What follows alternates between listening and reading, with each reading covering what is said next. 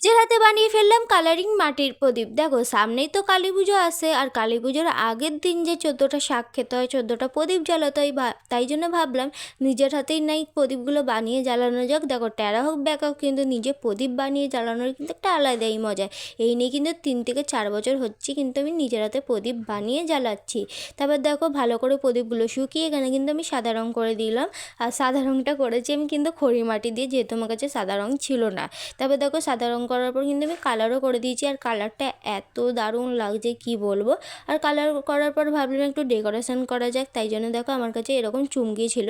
তাই ভাবলাম আগের বছর তো কাজ দিয়ে করেছিলাম, তাই ভাবলাম এবছর নাই এই চুমকিগুলো দিয়েই করা যাক, একটু অন্য রকম হবে। আর এই চুমকিগুলোর না ভীষণ সুন্দর কালার, তাই ভাবলাম এই চুমকিগুলো দিয়েই করা যাক। এই চুমকিগুলো কিন্তু আমি একটাও নষ্ট করিনি, এত সুন্দর কালার না, একটাও আমি নষ্ট করতে চাইনি, তাই জন্য সব আমি কিন্তু তুলে তুলে রেখে দিয়েছি।